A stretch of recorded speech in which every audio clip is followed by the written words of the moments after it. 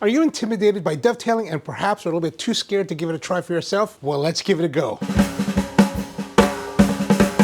Hey everyone, I'm Jay, and if you're like a lot of other relatively new woodworkers to the woodworking world, you may not have ever done dovetails, and perhaps you look at dovetails and think, I don't know if I can do it. I kind of feel that way. I've never done dovetails, and I was thinking, you know what? We just need to forge ahead and attack. And this all started out because I was thinking, maybe I should start doing some dovetailing. And I started looking at a lot of the videos on YouTube, and wow, there's a lot of videos, and they're really long, and they're really complex, and I was like, you know what, man, I don't know about all this. And then I came across this short from Albert Klein, and he made it seem like pretty easy. So I was like, you know what? Let's just go at it and see what we can do. So today, I went over to my local Lowe's. I was looking around. I was like, I just need to get some simple, cheap wood, maybe like a pine board or something like that. Just looking around. Okay, what's cheap? What's cheap? What's cheap? And this is like what, just under $5. A 1x4, which is actually 3/4 and 3.5 by 48. My plan is we're just gonna cut it and do some dovetailing. So the first thing we're gonna do is we're gonna take this board. This is some simple saw that I probably picked up at Home Depot, decades ago, Sandvik 300. I know nothing about it, but I chose this because you know what? This is something that maybe everybody has. It's something that's easy to use, so that's why we're going to use it today. We're going to take our basic combination square. I've got this 6-inch from Empire and just strike a line. We're going to cut it. And it doesn't matter where you cut it. I'm just going to cut off a piece because we're just going to be practicing dovetails to see what we can do. I don't really know what I'm doing. For those of you who are watching this that have done dovetails and know dovetailing, you should stop now and go find something else. Perhaps this video right here, because you'll probably watch this and just become infuriated. You'll be shouting at like, hey, you're doing that wrong. Leave those comments down below too. You could just say all those things that you want. I'm okay with that. Okay, so cut. Oh, nice. All right, that's pretty good. Now I do have this Moxon vise. It's a pretty nice one, so don't mind it. It's probably the most fanciest piece of equipment that I'm going to use in trying these dovetails. Now most people, when they are planning on plotting their dovetails, they're going to take the width of the board using a marking gauge, and they're going to measure the width of the board with the marking gauge, and then they're going to strike that line on the face of the other board. We're not going to do that. We're actually just going to take the other board, put it on the face of the board, and then use a pencil, and we're just going to strike a line. And now we're going to use that as kind of our guideline for the dovetail. If you get proper instruction, let's say you take a class with Mike Pekovich, he's going to tell you how to do this really beautifully, and you measure it with calipers, and you do all this kind of measurements. We're not going to do any of that. We're just going to attack, because you know what? We need to get over this hump of feeling like of too much intimidation. I don't want you to be intimidated. I'm already intimidated enough.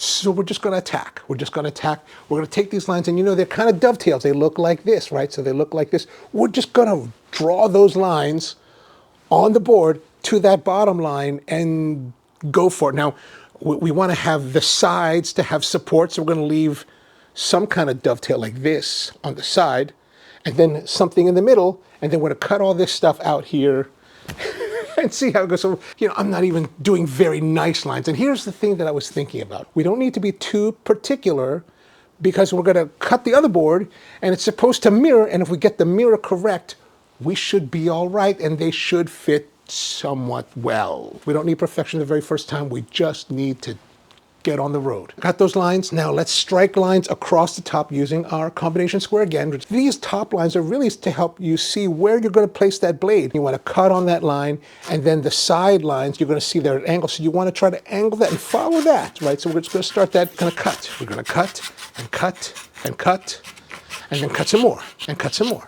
We're trying to get all of our cuts in and make it look kind of nice. I'm not really even worried about how nice it is. I'm just cutting because you know what? I'm just trying to get through it. We're not Christian Becksworth, right? We're not that. We're just regular people trying to understand how to get it done. We're going to go with some chisels. So first thing we want to do is to cut some more kerfs into that void space just to make it easier to chop it out. So you don't have to be very nice about it. You don't have to be very clean. You just cut through it.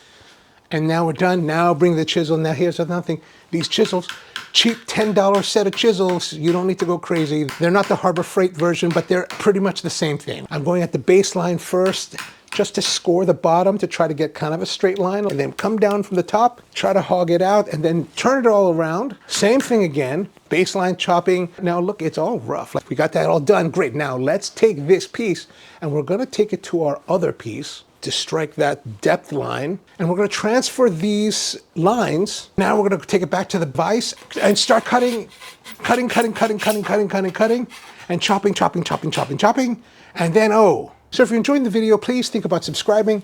And if you'd like to support the channel, what we do, please consider buying coffee from spurcoffee.com. That's what I actually do in the real world. I make coffee for a living. So buy coffee. I'm going to send you coffee. It's going to be something that you get that's tangible that you can enjoy in your wood shop and support the channel, and we can make more woodworking videos for you.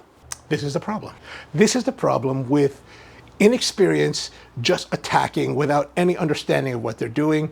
We have created a double of our original dovetails, right? Look at that. They look the same. What kind of foolishness is this? Like, this is just dumb. To be honest with you, it's all part of learning. And the nice thing is that we've got this board that we just bought for exactly this purpose, to try to make dovetails and to completely muck it up. We're here to muck it up. And it's all right, because you know what? This is what it's for. We want to muck it up now because this is the time. If you happen to get a commission, or if you just happen to be making something for your loved one or someone that you care about, and you try to do this for the very first time and you all muck it up and you spent all this money on expensive wood, then you're kind of upset. Best thing is I'm just going to take the board, strike another line, cut it with the saw, and I'm going to use both ends to make the other part of the dovetail. Nothing to stress about. This big board can do a lot of practicing. All you got to do is cut off the dovetail and start again. It's brilliant. So now back to the board. We're going to transfer those marks once again. Now we're going to be very careful about, okay, you've got to remember, this is the area that we need to color in because we need to remove the other part, not the part that we had been removing all the time. So there it is. Now back to the vise, strike the lines on top to do all that stuff again. Then sawing. Now time to chop away with the chisel. Chisel. And here we go. We got it all together. Perfect. Everything looks good. Let's try to put it together. Oh. Okay, that's kind of right. So you can see that it's kind of right. It's kind of matching. Okay, it looks like we need to actually dovetail the dovetails to get it to fit together. I'm just going to use the saw. I'm just going to saw a little bit of an angle. Maybe, I think the angle is kind of steep, so I'm just going to use the saw, which might be all right. So, okay, now that should be good. Now let's do a rough fit to see. Okay, that kind of fits weird. How does that work? Okay, no, that's not. Oh, here we go. Oh, there. Oh no.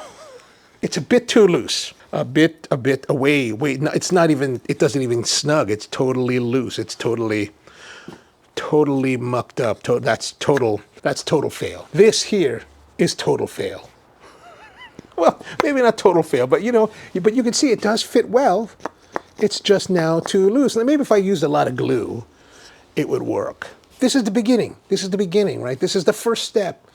It's complete failure. This doesn't work. This is dismal. This is exciting, right? This is exciting. It's beginning. Now we can just cut off these pieces again, strike new lines, and take our time to get better, practice more. And I wanted to share this with you. My very first time trying to make dovetails, and I was hoping it would not be a complete failure, but it's a complete failure. So what can you do about that, you know? But I wanted to show this to you and share with you because I don't want you to feel scared to give it a try, right? Just go and try it and try to see, make it happen. You can totally do it. It's totally doable. Okay, it's not easy, but it's totally doable. So, hope this helps. See you next time.